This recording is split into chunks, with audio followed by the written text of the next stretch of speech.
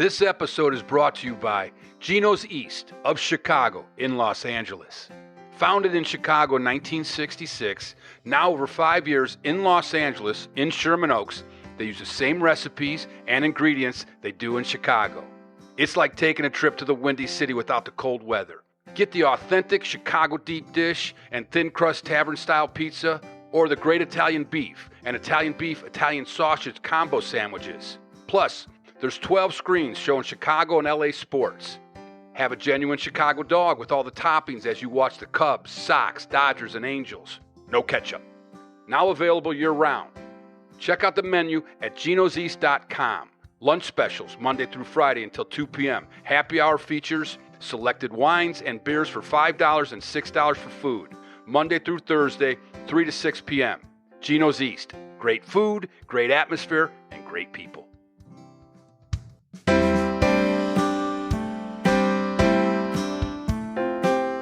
Sit back and relax. It's time for peanuts, popcorn, and Cracker Jacks. Hey, how's it going? I'm your host, Jeff Santo, and I'm here with my wife, Christie. Hello, hello. So we have a new review on Apple Podcasts from our Cool Crackerjack, Jim Yoschlegel. Right on. Cool. Thank you. And we also have a new Cool Crackerjack, my amazing godmother, Paula Conlon. Yes. So thank you. It's so nice. She is amazing. Can I call her my godmother now too? Yes. I had a godmother and godfather. They passed away, and they were wonderful. But I really want to get on the coattails of yours now because she is nobody compares. So wonderful too. I mean, talk about the job of being a godparent and the influence, the moral influence that they're supposed to provide and guidance to you. I mean, she has done that in so many ways, and I'm just really blessed. Yes. Paul and Chips were very fond of. Yes. So, this couples thing that you got us involved in, I'm going to bring that up.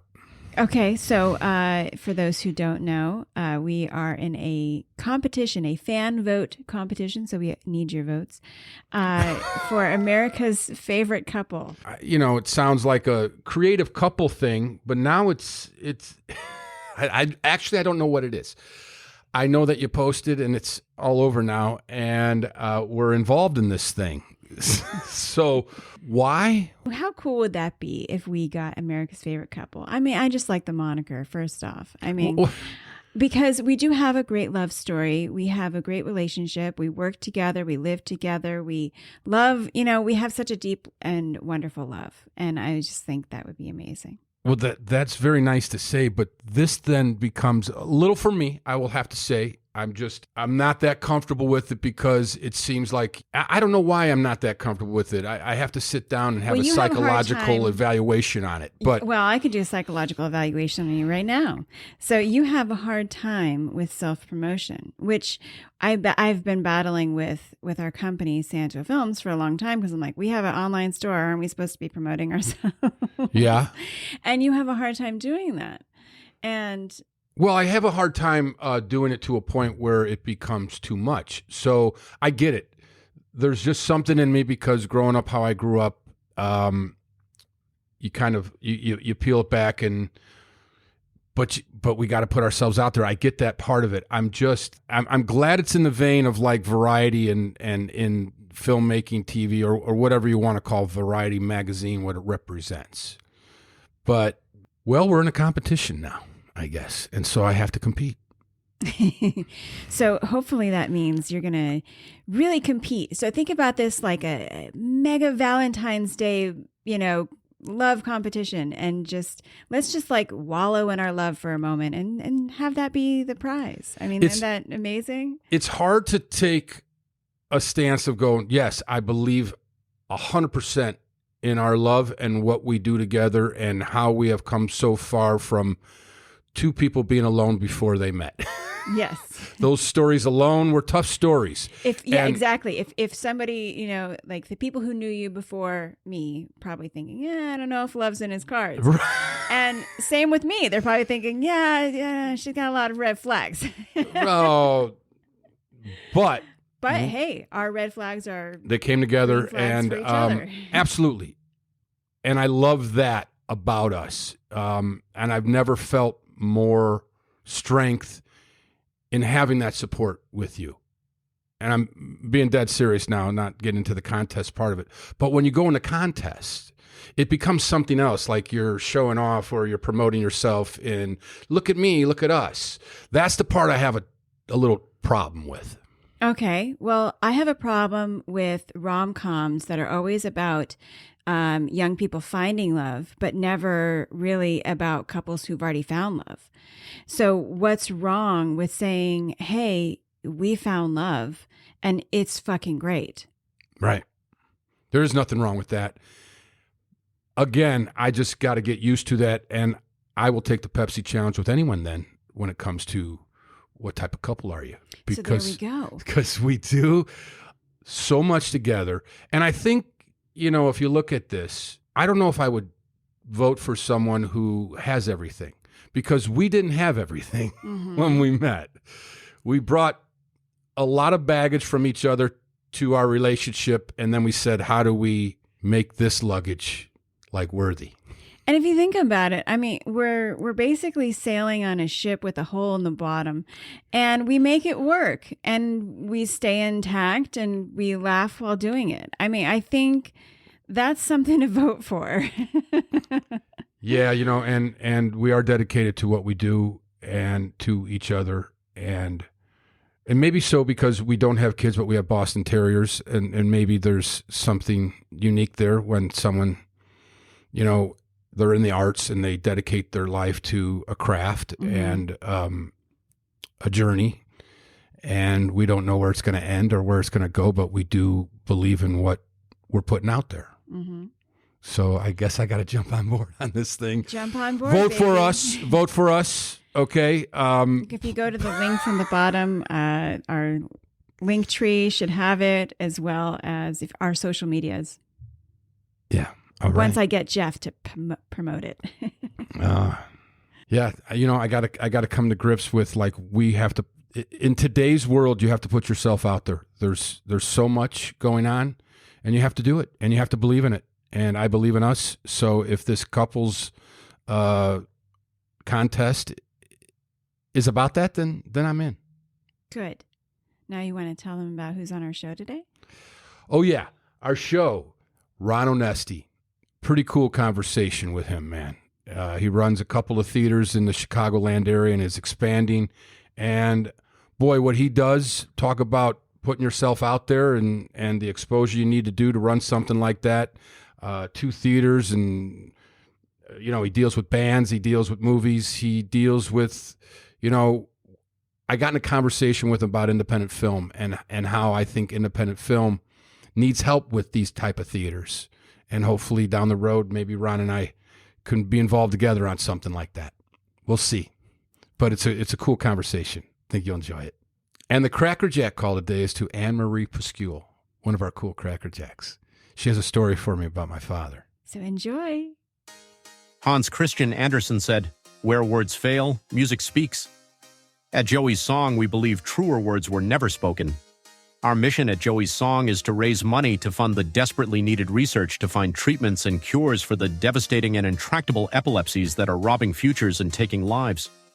Between 50 and 65 million people worldwide have epilepsy, and 1/3 of those folks, approximately 20 million, cannot find relief from their seizures through any known treatments or surgery. Joey's Song is dedicated to and in the memory of Joey Gamal, who died in 2010, just shy of his 5th birthday after battling a rare form of epilepsy his entire life. Every year, Joey's Song brings together Rock and Roll Hall of Famers, Grammy and Emmy winners, and top 40 hitmakers for a series of one-of-a-kind concerts that have helped us be a part of over $1.75 million raised over the last decade.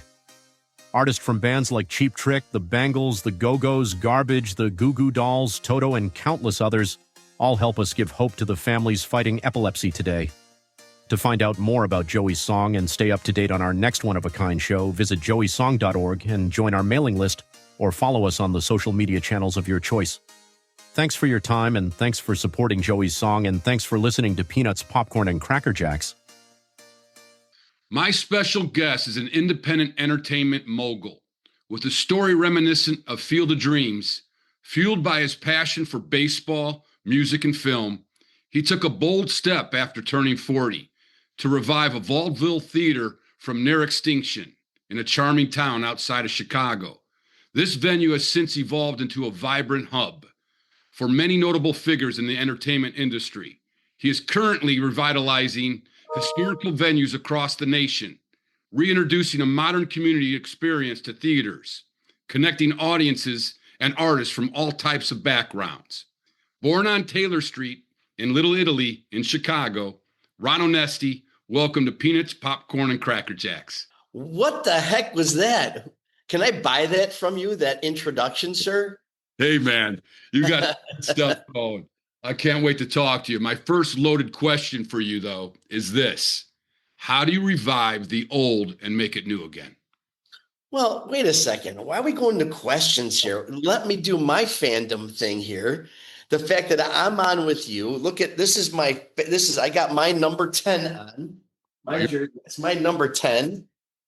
Wow. I've got my patch from the induction ceremonies, my pin from the induction ceremonies. To be on with you, Jeff, is like just tremendous. Your dad was it for me and my dad.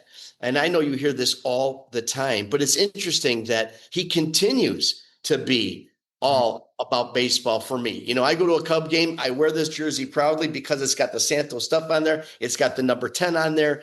And everybody still says, you know, I mean, he's as popular now as he ever was. And I got to say, I'm so happy that you're continuing the legacy and, you know, to be with you and the family during the induction at Cooperstown. The only time I was at Cooperstown was such a special moment for me, as it was for millions of fans out there, to see you and the family really be a part of it. Really spectacular. So thanks for doing what you're doing with this podcast and keeping your dad's legacy going. And, you know, just love to the Santo family. Okay. Thank you, Ron. That's something, man. And you're right. Deal. It's a big deal to me, man. I deal with celebrities, as you know, all these shows, all these things, whatever. But when it comes to the Ron Santo name, there's, you know, I mean, there's Frank Sinatra, you know, there's Sophia Loren, and there's Ron Santo. So I'm just telling you, it's like the Holy Trinity: Frank Sinatra, Sophia Loren, you know, Tony Bennett, Ron Santo. I mean, that's basically it. So anyway, there you go. Let's get to the questions. But I had to tell you that, you know, I'm a huge fan of the Santo family and of you personally. That's cool, man. I got to say, it's funny you say that because my sister just went to Wrigley this last week, and I heard it was really hot out there. Yep. That you guys are going through. But, you know, she was just so amazed too. When we go back to Wrigley, my dad would always say this when he was in spring training in Mesa, I remember there'd be a line that would form for him in spring training to the press box. And he would come back, son, you should see the line that's out there. It's amazing. You know, I can't believe it. Like, he was so humble with that stuff. Very humble. If he came back now, he'd be blown away walking into Wrigley, right? He'd be like, whoa, like, it's almost like, it's bigger than it ever was, you know, for him. And it's so cool that we get to see that. And he was so like, you know, he never got to a World Series, never got, you know, in the playoff game, him and Ernie. And, you know, he wanted that so bad and wanted the Hall too, because he loved the game and he dedicated his whole life to the game. You know, he gave us such a gift at a time where, you know, as we get older, and we experience how the world is now versus what it was in '69. It's, you know, and there's a lot of similarities, frankly, you know, politically and all that stuff that was going on then and what's going on now. There's a certain dichotomy that you can really study there. But you look at the players now, and I was, you know, we all watch games. I'm watching the games, and they got all this gear, all this protective stuff, and they trip or something in the ball, and they're out for 3 weeks. And these guys play with broken fingers, and they just would never even think of taking a day off, you know. And And we look at those 69 Cubs and several teams subsequently, of course. But again, when you think of heart and soul baseball, they were of Cubs baseball, Chicago baseball, including the Sox, a lot of great guys, a lot of Bill Melton level guys, or around, and Dick Allen, of course.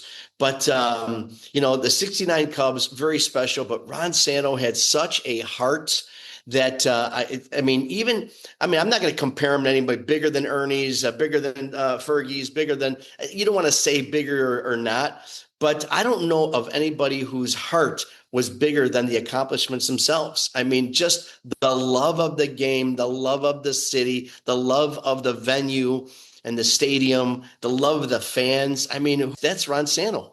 He fit in, man. There's no doubt. And, he always said when he came to Chicago, he went to Elmwood Park. That's where the Matarisis took him in.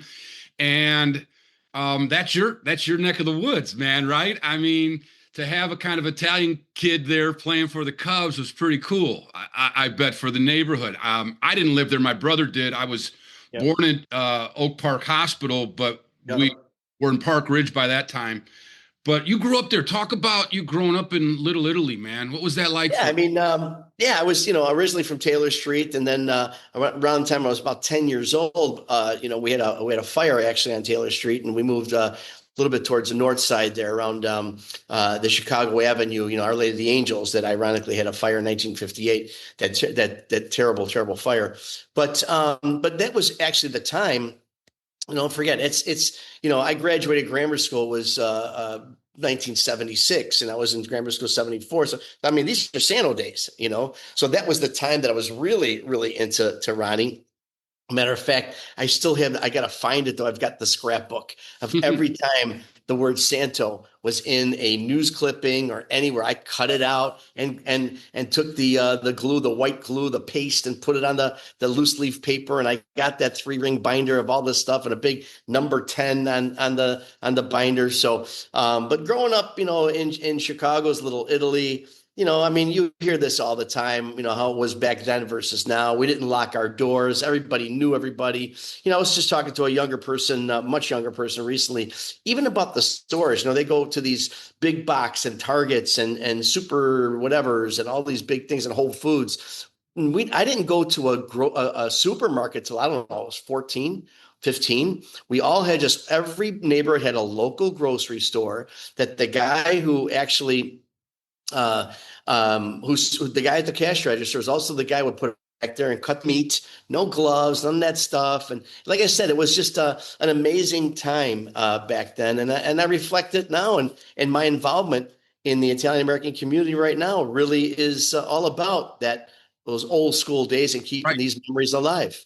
Right. Well, let's get into the old and the new, man, because my question to you is, how do you revive the old and make it new again? You did this with your theaters, and talk about how that idea happened, where it happened, why it happened, and crossing into something completely new and bold. Well, this year on August 9th marks the 100th birthday of the Des Plaines Theater, a venue I acquired just a few years ago. Next year, on September the 6th of 2026, the Arcata Theater will also celebrate its 100th birthday. And, Jeff, I was brought up in a World War II household. My dad, a World War II hero. So back then, obviously the 60s, 70s, we keep in mind that, you're born in the 60s and you're growing up in the late 60s, early 70s, that the 1930s was only 40 years ago.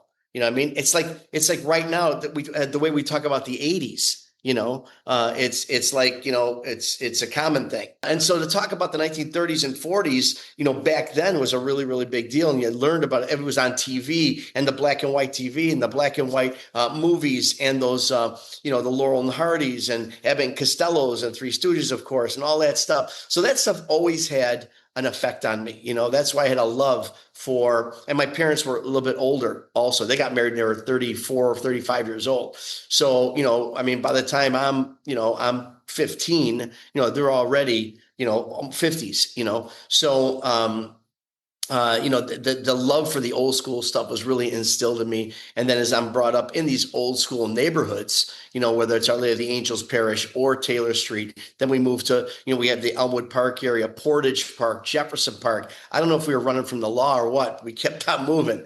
And, but these are all old school neighborhoods, Chicago, Chicago neighborhoods, and then, basically what happened with the Arcada, I was in the show business, putting on shows and promoting shows. And I was a manager. I was a promoter. I was a tour manager. I did an agent, a booking agent. I did all parts of it. And putting on the shows was something I really enjoyed. So I was doing that. And I booked, I was managing American English. Everybody knows American English, the Beatles tribute here in Chicago. I was managing them at the time.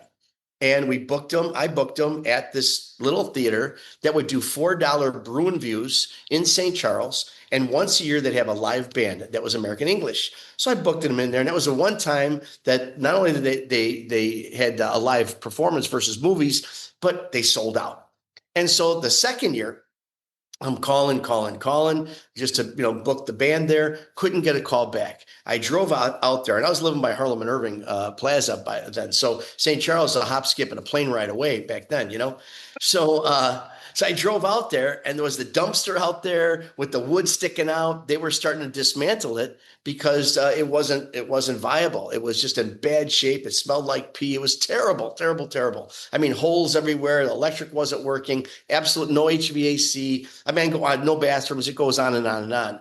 I start putting an offer in, and before I knew it, my wife and I bought a house, had our daughter, and got the theater all the same weekend. So it was like, craziness. Yeah. So I got the place because I thought it'd be really cool to have a place. I had all these connections with these entertainers, and I got it. And then, that whole thing, be careful what you wish for. I'm like, Jesus, now what? I mean, I didn't even understand how the industry worked that way, and like a retail standpoint. You got to sell tickets now, not just book acts. I got to sell tickets, and we didn't have concessions, the beer. If I went through a keg every 3 months, it was like, we didn't know what we were doing, And so for several years, I had to really work at, and then, when I made the deal, the local papers had me on the front page, the savior, they were going to knock it down. I'm like, man, this is going to be easy. I'm like, look at this. It's going to be, I'll play freaking banjo on stage, sell out the place, right? I don't even play banjo. And then for 2 years, Jeff, freaking 20 people. And it's 900 seats now, 20 people, 10 people. I couldn't get people because they had the stigma of just a pea-smelling Bruin View house that didn't have, live music. And we're all the way out in St. Charles, but I stuck with it. That was in 2006. Then 2008 came, and that was another economic freaking downfall that we all had. And so almost lost it then, and just hung on by my fingernails for a long time. And then pre-COVID, decided to go all in and it was a multi-million-dollar thing in place, a renovation in place. And then COVID happened, but those funds were still there. I still had that all set up. So while the COVID came and we closed, I just turned into this speakeasy, a 1920 speakeasy in there called Club Arcada, which was the name of the speakeasy that was there in the 1930s. Put a dance club in there. We're on Route 64. So I did a homage to Studio 54 in New York called Studio 64. We've got, again, more restaurants in there. My Rockin' Ravioli, that is all my recipes, but it combines rock and roll and the Italian food, the pizza place. I mean, a lot of things are happening here now. It's now an entertainment complex. Save this venue. And people are just loving it. It's so experiential. People just can't get enough of it. Being a theater owner, a multiple theater owner, booking bands, comedians, whatever. Kevin Costner, he's got his own band. Man, that's a lot. Like, you are constantly on the go, are you not? Well, constantly. Like I said, getting Kevin Costner here was a big deal. I didn't even know that he had a band, but who cares? Let's just get Kevin Costner.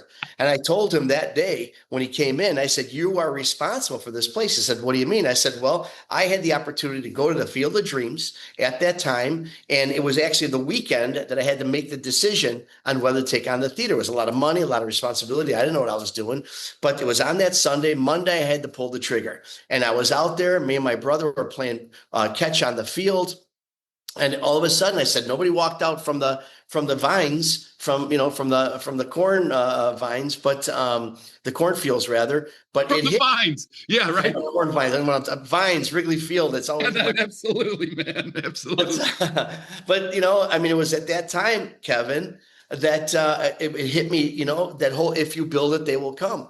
And he said, oh my gosh, that was a reason why I make movies, is touch people. And if you're telling me that my movie touched you in such a way that made you want to do this, it's amazing. And I'm so happy about that. So at the end, when he was leaving, I thought I'd have a conversation with him. I thought I'd have some autographs, I had baseballs at my glove. He just left. And I'm like, oh my gosh, I got nothing. But he left me a poster, a Field of Dreams poster, and said, dear Ron, you built it and they came. Congratulations, Kevin Costner. So that was a big one. And I opened up the theater the next day. That is so cool, man. How do you keep this thriving? What's the equation, man? Well, you know what? I wish I could give you an equation besides, just being, eat, drinking, and sleeping it and living it, and being, within the industry. And, just like your business, Jeff, this industry is 110% relationship based, knowing the agents, knowing the managers, knowing the acts. Because keep in mind, there's such a competitive, Chicago is the #1 competitive market in the country when it comes to live entertainment, not LA, not Las Vegas, not New York, because here's what we have. Now I sell tickets, right? That's what we do. We sell tickets to these events, or these musical celebrations and presentations. You've got now all of a sudden these concerts in the parks that happen every Tuesday night and Thursday night in the summertime. Before they're just doing $500, Beatles tribute bands or whatever. Now with these hotel taxes, they got all this money. All these communities are spending $500,000, $600,000, $700,000, $800,000. They got the people. We got Bret Michaels. They got Doobie Brothers. They got Joan Jett. They got for nothing. So you got that. Then you got all these festivals, these free festivals that's got live entertainment.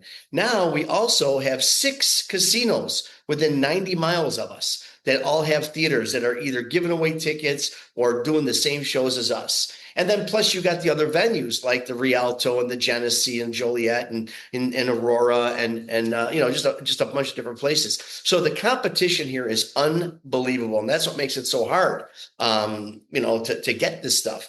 And again, keep in mind that, as far as an equation or formula to get up, at the end of the day, if I'm spending $25,000 or $50,000 on an act, it's the same $50,000 that this venue, this casino, a casino offers more a lot of times. That's why they get it. But it's all the same money. So at the end of the day, the sound has to be right. And if the sound isn't right, you're not going to get the act anyway. So you'd be surprised, Jeff, and you're not going to believe what I'm going to tell you.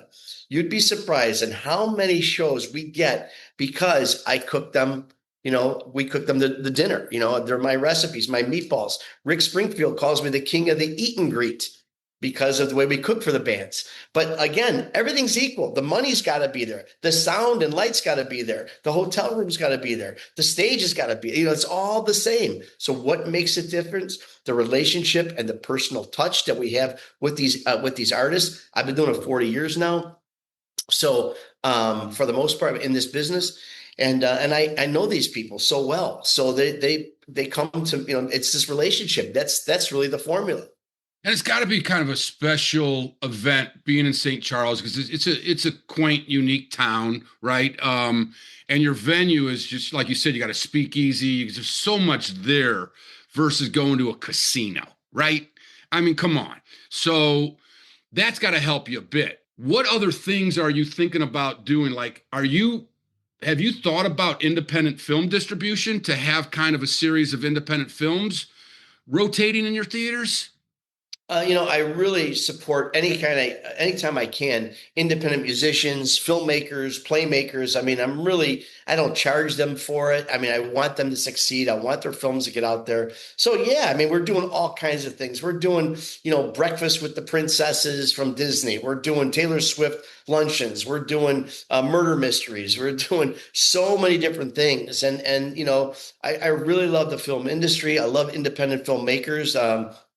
I'm part of and this is something maybe you should look into also. There's the Russo brothers, who are the very, very big filmmakers, probably the top ones in the world right now. Their films are responsible for over $7 billion in box office receipts.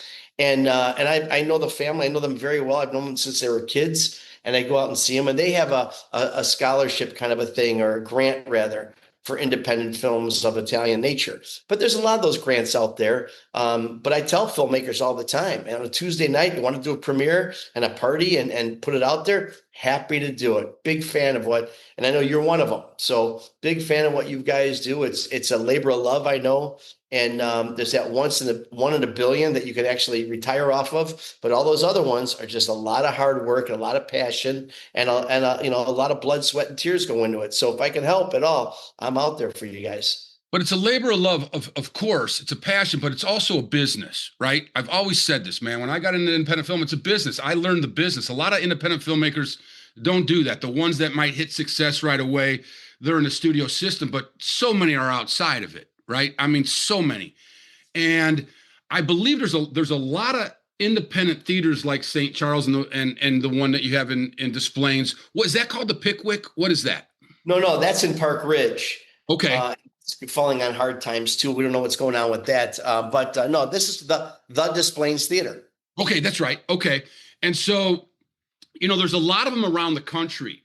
And it doesn't seem like there's a network like a good independent film that people might not know of, but has a niche audience that can do a showing, in all the different venues on a Saturday and a Sunday. Because I think during the week, it's kind of out. It's tough for independent films to survive during the week. So what I did is I booked a lot of my film. I booked it for weekend shows. So I'd go to Bridgeport, Connecticut, have a weekend there. Sold out. Then I'd go the next weekend, I'd go to Alabama, all right? Or I'd go to Washington. And it worked. It worked because I got a sponsor and I did the hard work like you're doing to sell your tickets. I had to do that as an independent filmmaker because I knew I had a niche audience. And I had a niche audience with my dad's film too. If they knew the film was coming, they would show up. If you build it, they will come kind of thing. And I just think, why hasn't like an independent theater and someone like you that probably can do it, can arrange it where there are really good independent films that come out of these festivals, but just don't get that sale or that big sale from Hollywood. And today Hollywood's really branching off now. It's struggling. So I really believe like venues like yours are the ones that are going to save an industry. Do you see that happening in the future? Well, I mean, it's hard to say, Jeff, because, for example, for me to have it on the weekend, I mean, our business model, and it's kind of different than many of my peers because they look to sell beverages and alcohol and that kind of thing. But, we sell a lot of it because the food is really good here. And we have a lot of food options and beverage options. And, independent films isn't like that. The revenue generation is a little bit difficult with that. So for me, but my business model is live music. If you go to a theater that their business model is film, then that's where it could go. I mean, that's why you can do a Saturday night. By me, I can never do an independent film on a Saturday night. I need the rock and rollers. Right. But most of the venues that I went to, though, Ron, were venues for music, right? Mm-hmm. And they're theaters. They're theaters, basically. So that what you're saying, a nice meal of speakeasies. Because when I went around with This Old Cub, I went to a lot of unique theaters.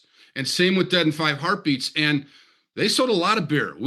My crowd liked to drink, right? Liked to eat. So you set something up. It just feels like something new has to happen and bring that back. But I think your venues, if I get it, Saturday night might be better for a band, but a nice independent film with a dinner too can work, Maybe a film festival style thing where there's 3 or 4 films.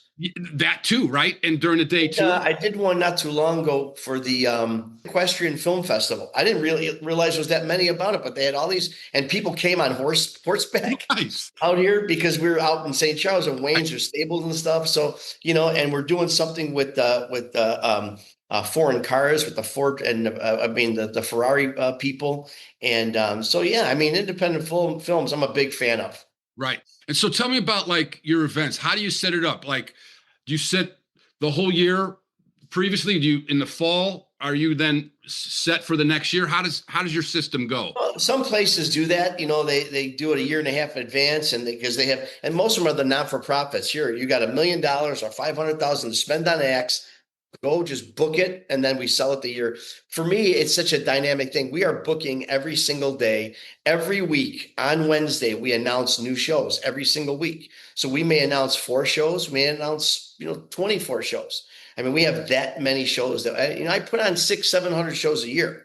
So it's a constant thing that happens. So I mean, and I think some of those venues who are structured like that, they know how much money they got to spend. They know, that what's available and what they, the dates that they want to fill. And most of those situations are not a situation where it's a for-profit. You got to feed your family with. Sure, you want to raise money, but a lot of them are funded. A lot of them have grants. A lot of them are funded by local, maybe millionaires or philanthropists. So they do what they do. With us, this is a thriving business that I have almost 300 employees. It's a big deal to pay people and all the insurances and all that stuff. So we got to keep on rocking and rolling and try to, keep grinding away and add, as long as until I have 365 times 7, 8 stages that I have, sold out, I got to keep on rocking it. All right, let's talk about your stage. When you say 7 or 8 stages, where are they? Like, well, I mean, we've got we call them the baby stages or the smaller stages, like in the speakeasies. Like we got, the Displays and the Arcada Theater stages are 900 seaters, 950 or so. Right. But then we got Club Arcada Speakeasy that every weekend we're doing. It's got a full dance floor and it's more like dance, rockabilly, Elvis, that kind of stuff. That's one stage. We've got Studio 64, which again is our dance club. That way, there's another stage. We mainly have DJs or solo vocalists, that kind of thing. Then we have the Legend stage in Rock and Ravioli. I did everything from a Q&A with Priscilla Presley to a lot of the rock stars do their solo acoustic things, like Kip Winger from Winger, or Denny Lane, who passed away unfortunately, but from Wings and Moody Blues, or we do Joel Hoekstra from Whitesnake, and they do their solo acoustics there. Then in Displays, we've got Bourbon and Brass Speakeasy that every Tuesday we have independent music, and same thing at the Legend stage in St. Charles. Every Tuesday I try to bring independent bands that we pay. On Wednesday I've got jazz nights. Every Thursday is downtown Chicago blues nights. Then Fridays and Saturdays, whoever, we might have a Rod Stewart night or a Tina Turner night. So we got, all those stages happening, small stages, big stages, plus corporate events and festivals. So we do a lot of hiring of these acts. Man, that is a ton. So like, what do you have on a Monday night? Like tonight?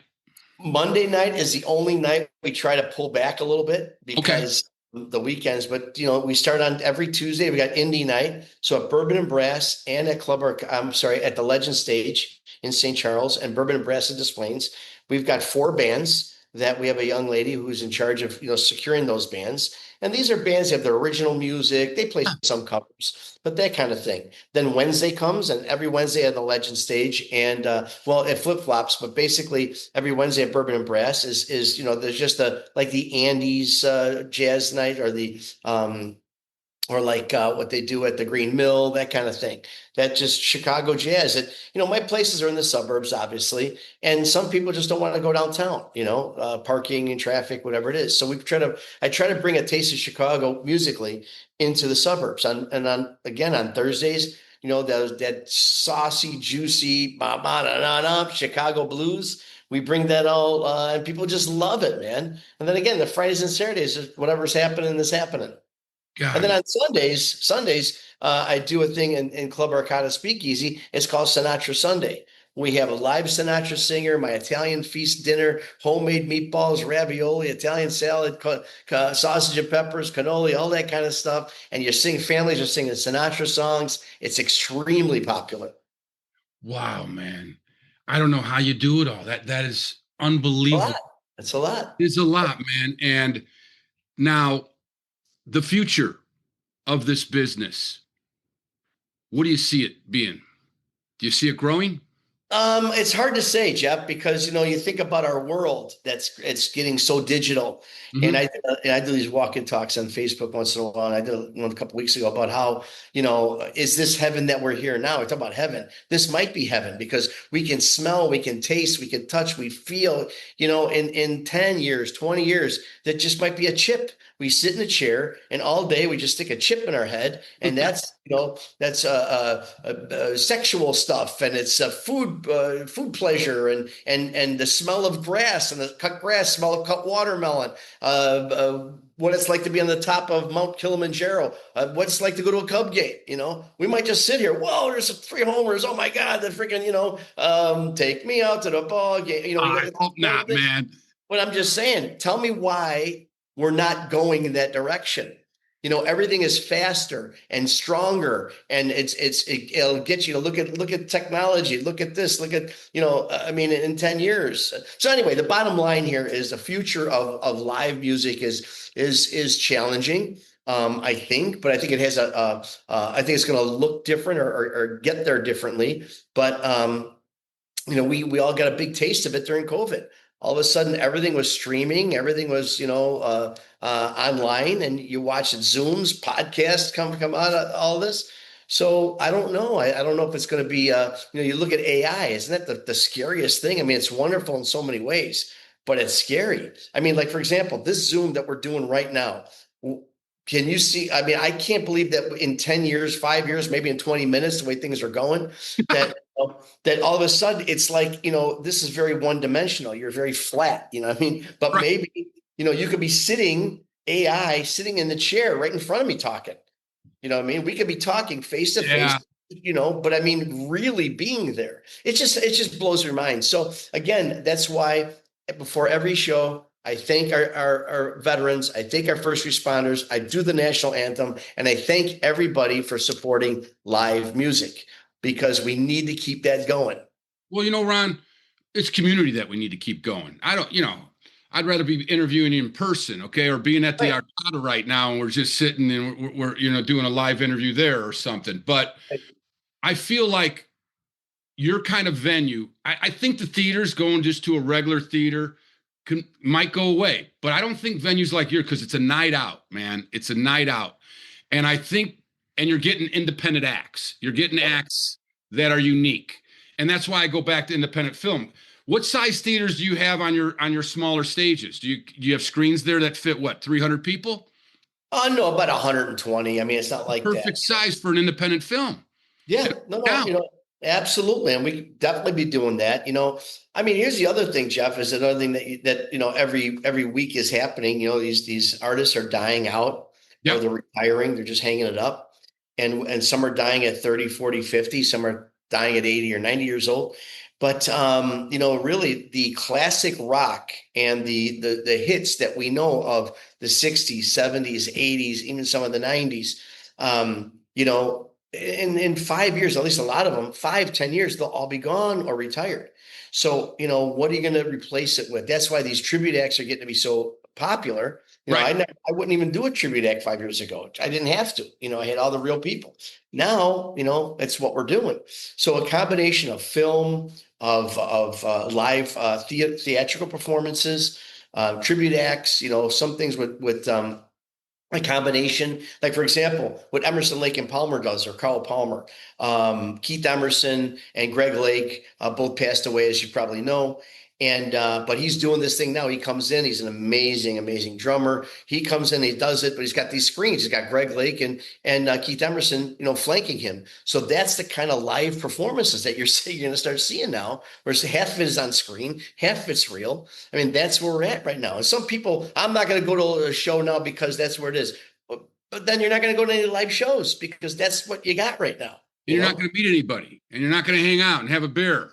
Well, that's the thing. And you know what is encouraging though, is the film industry, the general commercial film industry, because when Zooms and the computers and all this stuff started coming out, I remember saying this is the death. Actually, when VHS came out and beta tapes came out, the death of the film industry. If you can watch it at home, why go to film? When all this stuff started happening with a lot more digital and accessibility, your Netflix and Hulus of the world online, why would you go to a movie theater?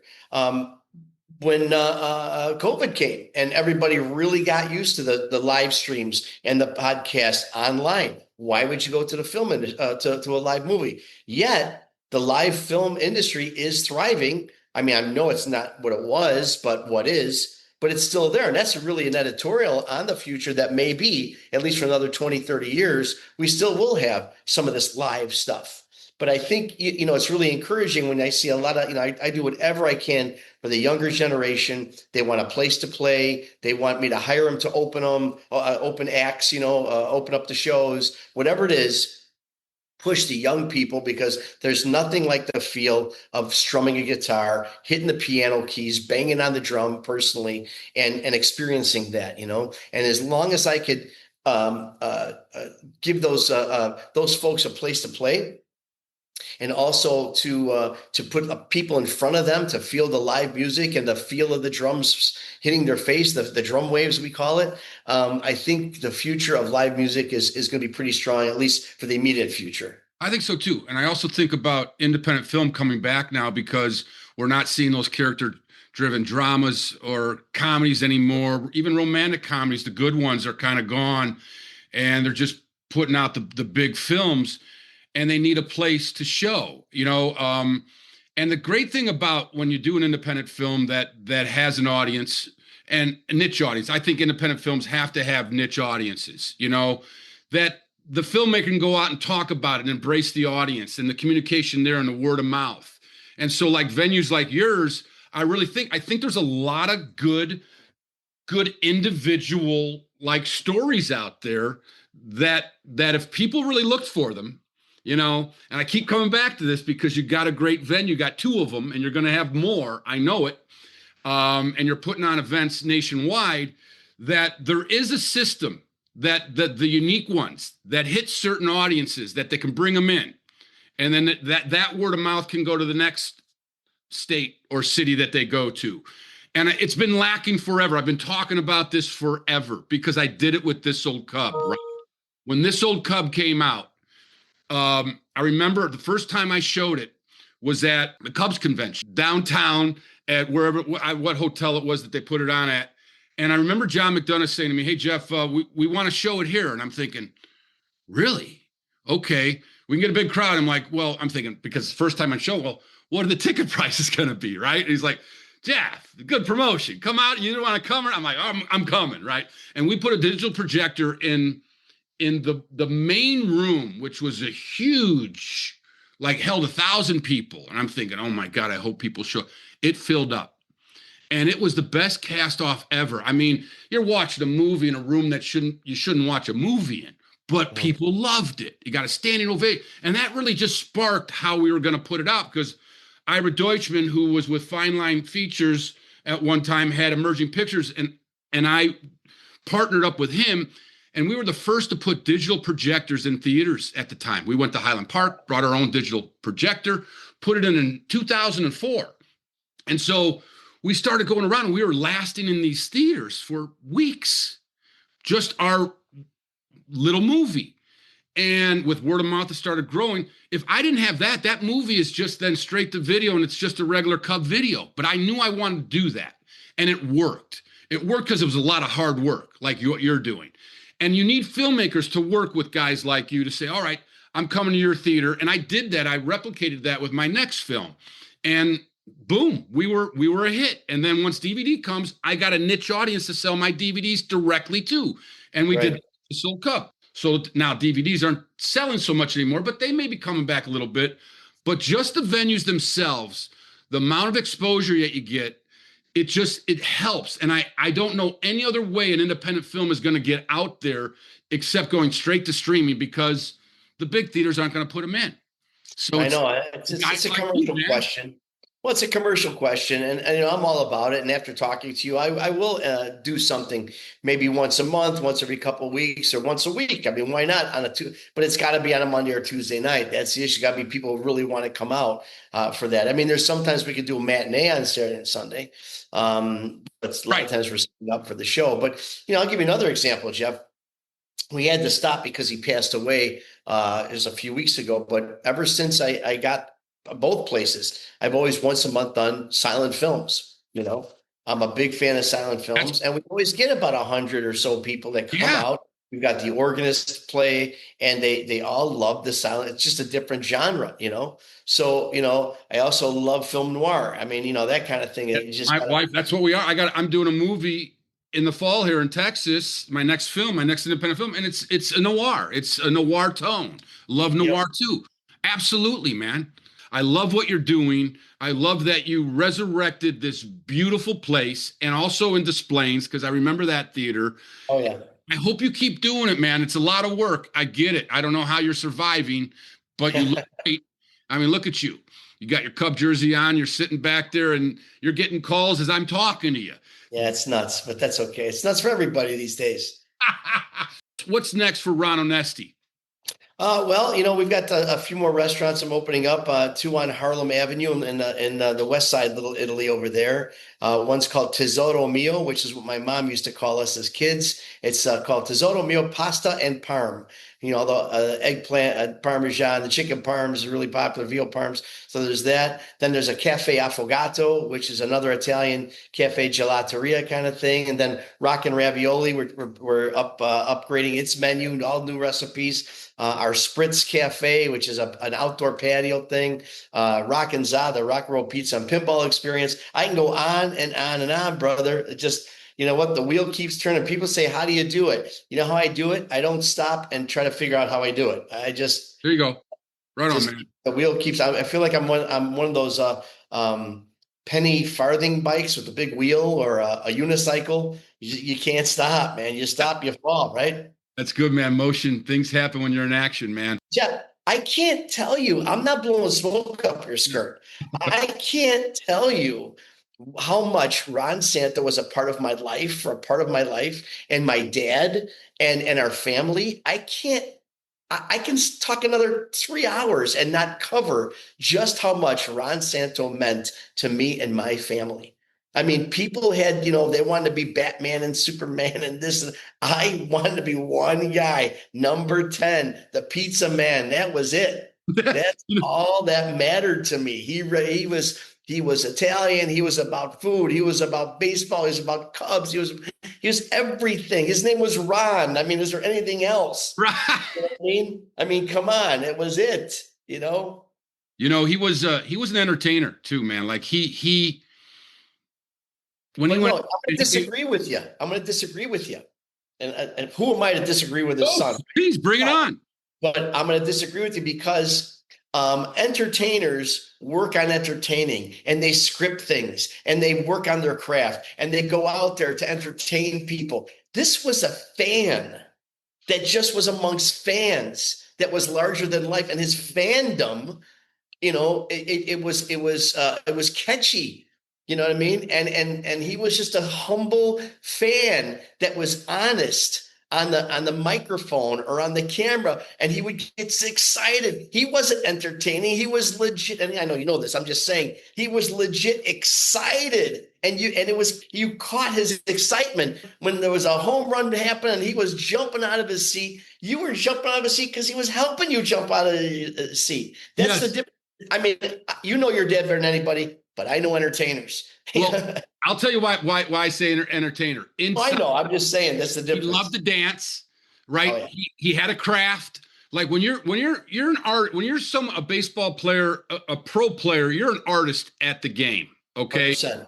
And you're also about the whole game. What's different today is these kids are thrown into these leagues, and it's baseball. When my dad played, he was playing other sports. He was part of culture. They didn't have much money. He had a minor league park right down the block that he started working at when he was 10 years old. So when I say an entertainer, it's like baseball was his world. Right. he did anything, like nothing was holding him back to be who he wanted to be on the baseball field. So when I say that is entertainers that they're good at something, they know that when they go out there that it's them. And so when I say that is some guys are quiet. They won't entertain. Right.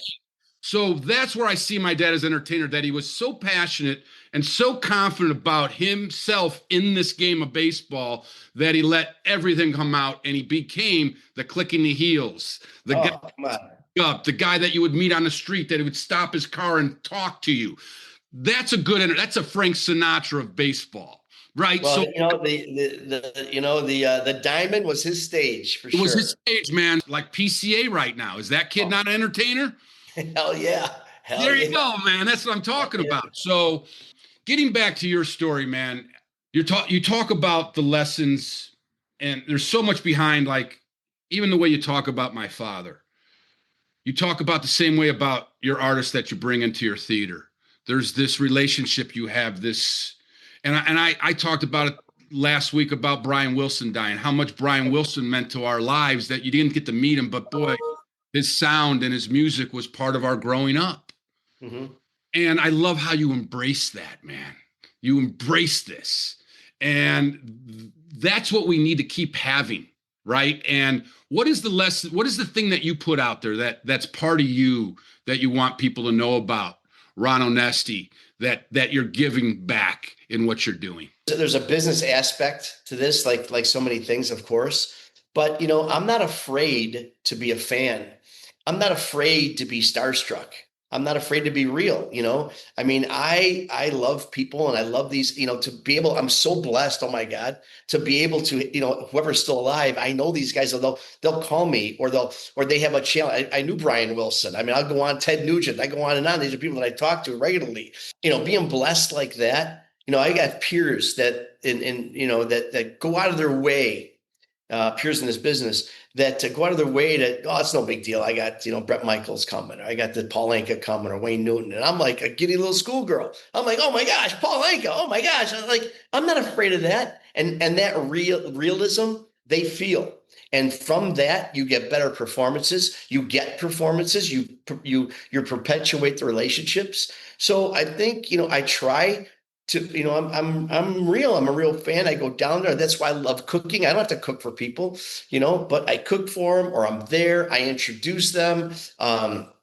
We facilitate. I mean, there's meet and greets, but there's also experiences I facilitate for not just their fans, but their friends too. When they have their wives, their spouses, or their friends that they come, I treat their friends like celebrities, and that makes them feel good. Yeah, totally, man. It just got to be real. I feel that we're real here. We're real fans, appreciating what these stars have done and continue to do. I mean, these guys have been doing it. I mean, some of them, 40, 50, 60 years they've been singing the same songs, Congratulations to everything you're doing, Ron Onesti. It's Onesti Entertainment. They can go to your website. You got the Displays Theater, which is rocking. St. Charles Theater, the Arcada, rocking.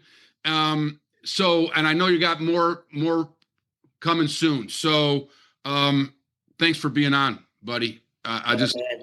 You know what? You keep doing what you're doing, buddy. And we support you, the Santo family, consistently and whenever we can. And this whole Cub has got to make it at these theaters this year. Maybe this might be tough. February 25th is a pretty big day, isn't it? Well, there you go. I'm good next year, February 25th. So February 25th is your dad's birthday. It is. That's what I'm saying. February 25th is my dad's birthday. Dude, let's talk. Last thing. Come on.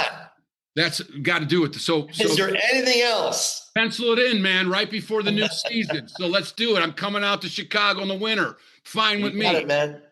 And your dad, I met your dad, and it was so good to meet him, man. I can't believe your father was a World War II hero. What an amazing kind of upbringing to hear those stories. No wonder you're so grounded, man.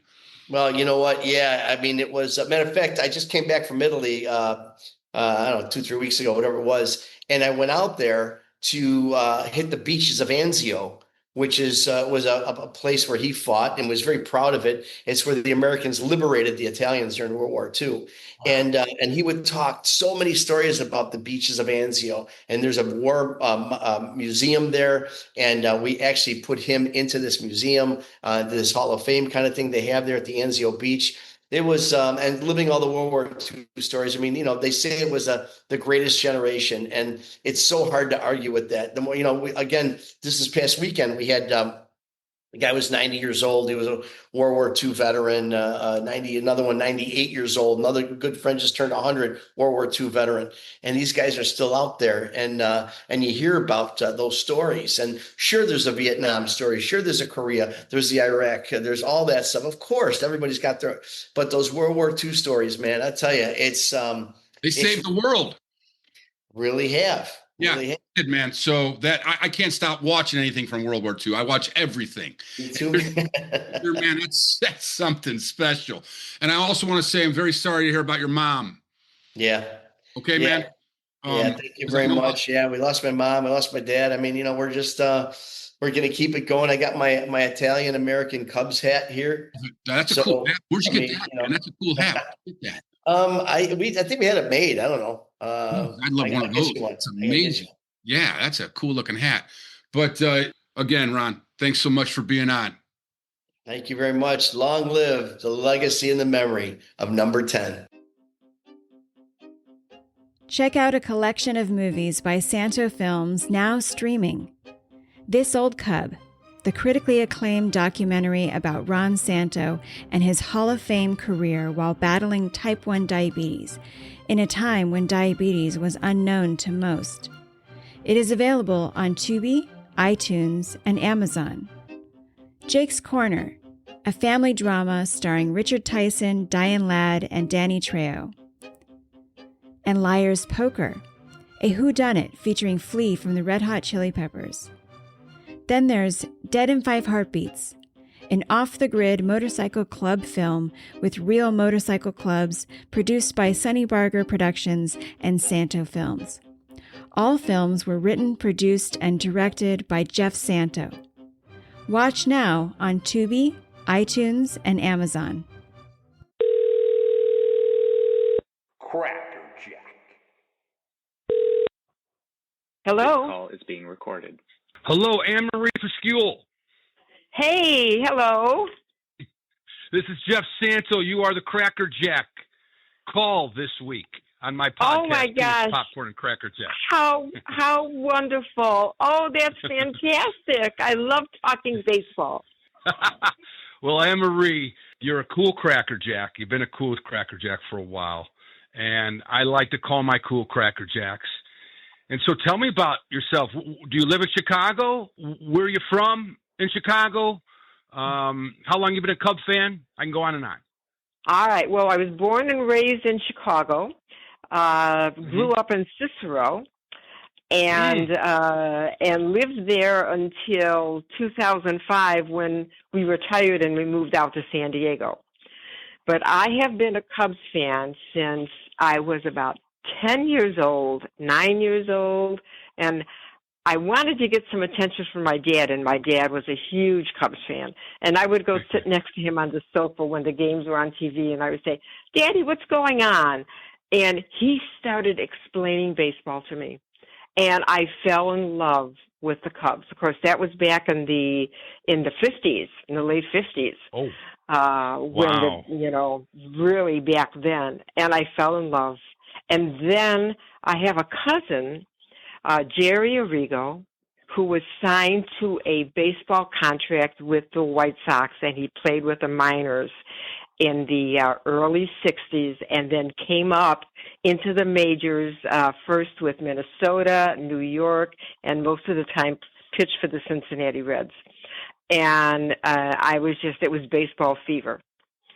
I had a cousin in the major leagues, and of course, the day that stands out the most for me was a Sunday in the end of June, and the Cubs were playing Pittsburgh Pirates in a doubleheader, and it was your dad's first games with the Cubs.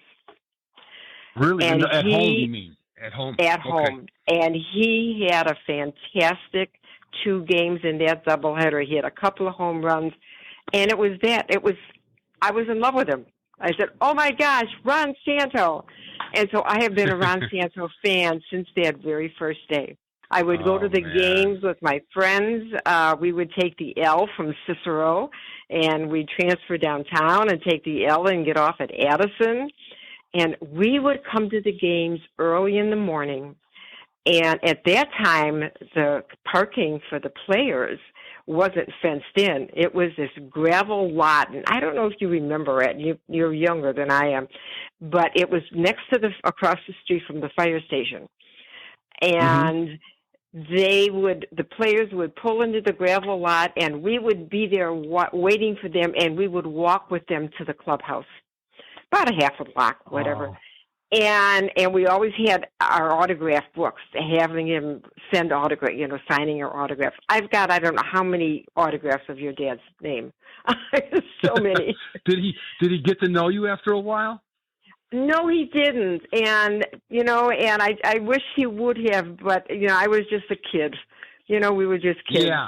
But that winter, I wrote him a letter telling him how much I loved him, and I was just, loved watching him play. He was my favorite player.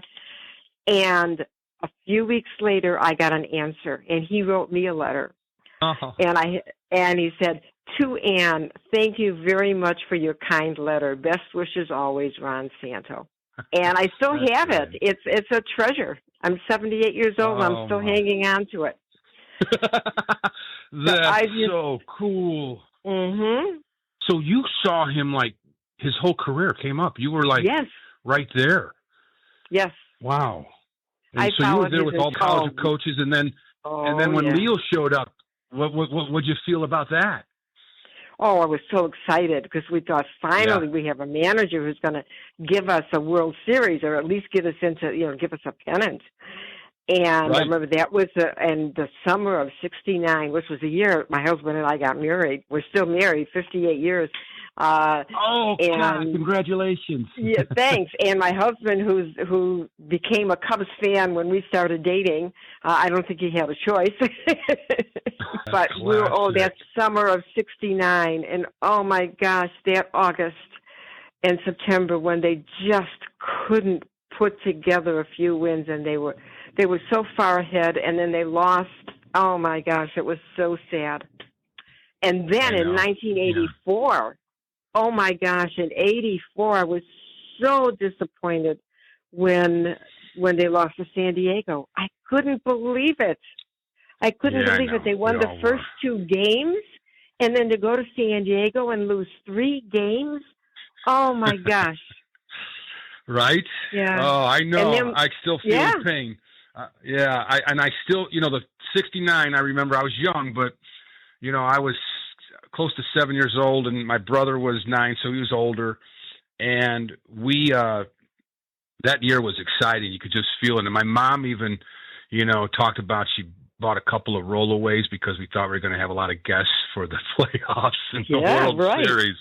And it didn't happen. And so, God, that season, my dad, I think he thought about that all the way up to the end, that season. Yep.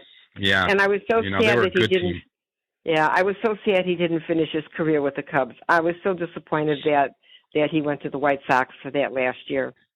I wish. Yeah, I think he was too. Cubs. Yeah, I think that was an emotional decision he made. They actually said they wanted him back, but he already said trade me. He was the first one to use because they didn't have free agency back then, so he was the first one to use the 5-10 rule. If you in the league for more than 10 years on a team for more than 5, you can veto the trade. Yeah, he was supposed to go to California, and then he said, just send me the White Sox. But you're right. Mm-hmm. That I'm sure that's one of the things he'd be like, yeah, probably should have stayed. But, hey, that's life. That's the life of a ball player at the end of their career, And just, to be with the same team all of those years.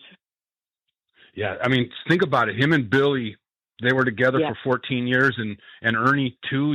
For all the times Ernie was there, until he retired. But that's a long time. You don't see that anymore. That's why it was so cool. You get to know the players because they were there for such a long time, at least the big ones, Right. So that was, and I feel like if they would have won in 69 and they might have had a chance in 70, a lot of good teams back then, the Reds and the Pirates, there were so many good teams, right? Yes. Right. Yeah. So what's the one big memory you have of Wrigley Field going there as a kid or a teenager? Oh, it's got to be the All-Star Game, 1962. Really? My girlfriend and I, my girlfriend Kathy Fields, we got tickets to the All-Star Game, and to see all those players. And of course, your dad was on it. Your dad was there. Yes, I think it was 1962. Kenny Hubbs was there too. Was. No, I don't know if my dad made a team in 62. I think he made it in 63. 62 was a tough year because of the diabetes. That's when he actually had to take the insulin. Oh, all right. Yeah. Yeah. But so yeah, that was a big thrill. And then we had the opportunity to go some of the playoff games in 2000. When did they go to the playoffs with Zambrano? My memory gets, I'm 78. Around so like my memory 2008, gets around there. 2008, yeah. Right. Yeah. Yeah, around there. We went back to Chicago and we got to see a couple of playoff games. That was so exciting. Yeah. Let me ask you this: so you 62, you remember Kenny Hubbs? Oh yes. Right. I actually have his rookie baseball card. Oh, you do? Wow. I do. No one really he was a forgotten. He was a rookie of the year, and just think of and Becker was great. My dad and Becker became great friends. Yeah. But Kenny Hubbs and my dad and Billy Williams and Ernie Banks, that's quite a foundation, right? Mm-hmm. And then what was it like? You heard the news that he died in a plane crash. Oh my gosh, that was just so tragic. Such a good ball player. I mean, we just, we were set with Kenny Hubbs. And Don Kessinger, I think, but Don Kessinger was a shortstop at the time. He came later with Becker. Yeah, he came later with Becker. Yeah. They all kind of came in 65, 66 when Leo came. Yeah. Right. Yeah. Uh-huh. What did you do? What did you do in Chicago, Ann? A social worker. Oh, really? Oh, great. Yeah, I became a social worker, and I worked for years at the Edward Hines VA hospital. I worked with veterans and spinal cord injury. Awesome! Wow, your whole life, most of your life. Yeah, for great. 17 years. 17 years, and I have and they used to bring famous people to visit the hospital. They would do that, and they would come in and they would go and visit the patients. And I have a photo with Billy Williams, the year that he came. Oh, nice. And I got a photo with Billy, a Polaroid, and he autographed it for me. I mean, just another amazing guy. Oh my gosh, yes. Yeah. Oh my gosh. Sweet swinging Billy Williams. He was not only swinging, he was just a sweet man. Yeah. So, wow, I have some memories. Yeah, I have an interesting story to tell you about my cousin. Jerry Rigo pitched. He got his 10. He almost got 10 years in the majors. He was a relief pitcher, starter pitcher to begin with. The end of his career when he was with Cincinnati, and Johnny Bench was just a rookie. Johnny Bench had these huge hands. Oh yeah. And so he kept calling for my cousin. He was losing it. He didn't have much on his fastball, and so Johnny Bench kept giving him the signal for a curveball. And my cousin, stubborn, said, Ricky's going to tell me what to throw. And he kept throwing a fastball. Finally, it was the third pitch. Johnny Bench just put his hand up, and he caught the ball in his bare hand. No way. Yeah. No way. Jerry never shook a pitcher off again. He never shook a catcher off again after that. He realized that it was, And that was probably, I have to say, he asked me about my favorite Wrigley Field moment. And it was when the Cincinnati Reds came to play the Cubs. I think it was 1967. It was on a Saturday. My uncle was there. We had box seats. And I was just hoping that Jerry wouldn't come in and pitch because, oh, my God, I would be so torn if he pitched to your dad, right? Right. And, of course, he came in and your dad came up and your dad hit a home run off of him. No way. Yes. I was like, I was sitting down on the seat, and it was like I didn't know if I should cheer or not. I was so happy for Ronnie to hit the home run, but I felt so bad for my cousin. Well, hey, the guy that hit the home run was, pretty good. So, He certainly was. He was fantastic. Nothing against your cousin, but yeah. Oh, my that's God. classic. He was fantastic. Oh, Ann-Marie, that's classic. And your husband, did you guys have kids? Yes. Yes, we have 2 boys. And they were brought up as baseball fans. We would take them to the Cubs games. And then my grandsons, when they were born, I would enroll them in the summer camp where the Cubs players would come and instruct them, and then they take them down to Wrigley Field. And so my grandsons were with Anthony Rizzo. They have autographed photos with Anthony Rizzo. Anthony Rizzo talked to them he talked to the campers at Wrigley Field. So they've got some nice memories. Yep. Wow, you got like 4 generations going, starting from your dad to you to holy cow. That's awesome. That's a special thing about the Cubs and Cub fans. And so you're in San Diego now, and do you get back to Chicago much? Yes, because my son still lives there, and so we just got back. We flew in for our 60th high school reunion. Oh my gosh! What high school? And Morton East in Cicero. Morton East. Okay. Yeah. Yes. Great. And I think, have you had Joe Mantegna on yet? I have. Yes. Joe and I went to high school together. We graduated together in the same year. So you knew him? Yeah. Yeah. What was he like? Followed his career. Oh, I remember in high school, he formed a band. There were 4 kids that were a band, and they would play at the sock hops and different, parties. And then our speech teacher talked him into trying out for plays. I think it was his first one. I think was West Side Story they were putting on, and she needed kids, boys. So she talked him into doing it, and he fell in love with acting. Right. And then he was in the senior play. They did Carnival, and then he went on to Morton Junior College, and then he met Mr. Lecco, who was the drama teacher, and he just instilled so much into him. And then, of course, he went to the Organic Theater, and then before you know it, he's in movies, and oh my God! Right? Yeah. How about that? By putting a play, that is so. That's now, right. Was that an Italian neighborhood? And the Bleacher Bums. Of course, yeah, of course, yeah, the Bleacher Bums. Now, was that an Italian neighborhood in Cicero? Right, that's mostly Italian. A lot of it, right? Cicero was a melting pot. There were areas. Okay. There was the Italian neighborhood. There was the Lithuanian neighborhood. The Irish, the Bohemian. Right. So there was just they all had their own little areas, and of course there was a Catholic church in every area. So are you Italian? Like was your I'm Italian. Your maiden name is Arrigo. Arrigo. There. Wow. Yes. Right on. Yeah. Yeah. Yeah. So I'm Italian. That's a good story with Joe. And what was he like in your senior year? What was he like? Is it like just did you know him or you friends with him? Yeah, I had him in one class, so I wasn't really friends with him. But we kind of knew each other. If you asked him now, I don't think he would remember who I was. But I was on Facebook with him, so maybe he might. Yeah, he might remember. He has a good memory. Remember me. Yeah, he remembers all that stuff. But he's never come out for any of the reunions, and I don't blame him. I think it's really hard for a famous person to go back to a high school reunion. Yeah, probably, yeah. Swamped with people, and I probably wouldn't be a good time for him. He would just be having to sign autographs from everybody. Yeah. We had a huge class. There were 800 in our graduating class. Yeah, that's pretty big. Yeah, that is big. Wow. Yeah. Mm-hmm. So, well, Ann-Marie, thank you for being a Cool Crackerjack. It's great to talk to you and get to know you a bit.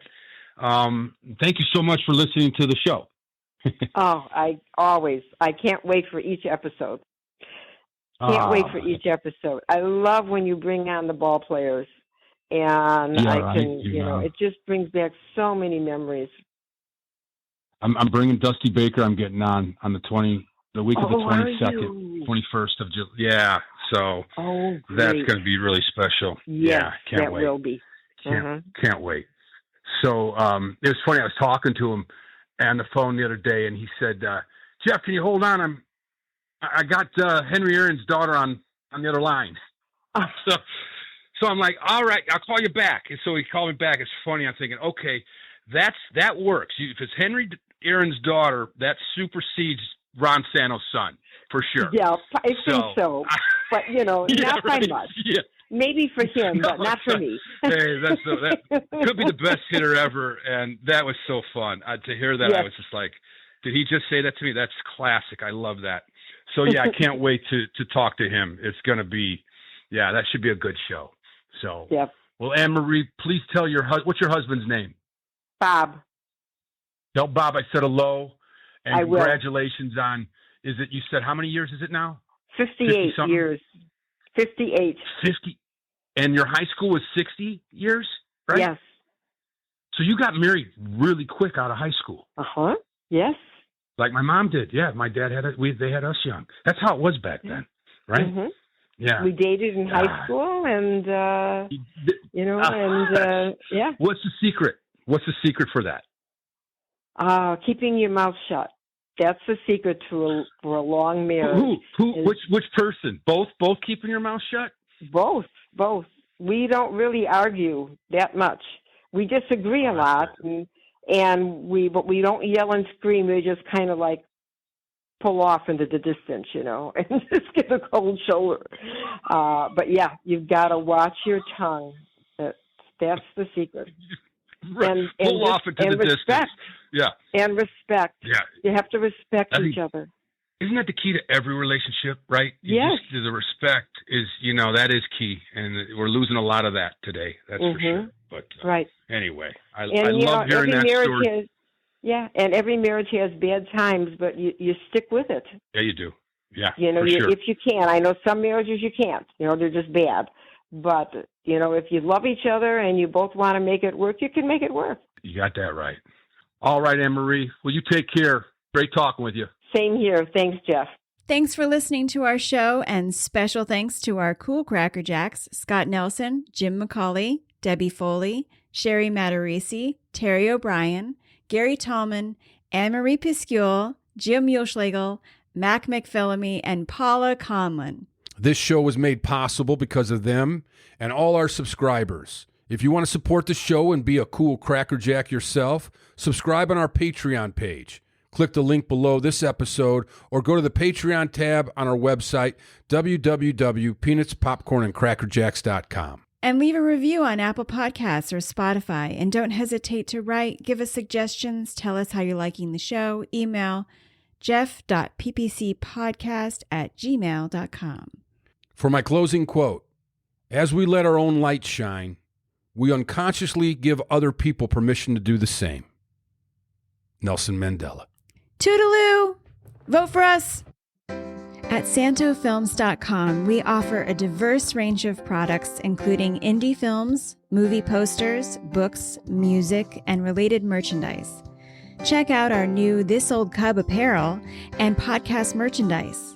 Or delve into the pages of Ravens in the Rain, a twisty tale about a woman with a past and a man with no future.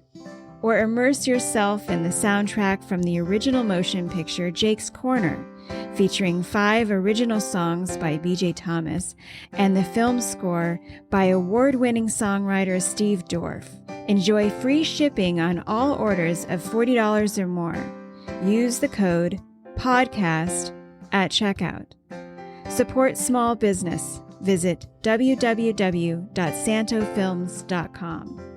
And while you're there, click the link for the Ron Santo official website.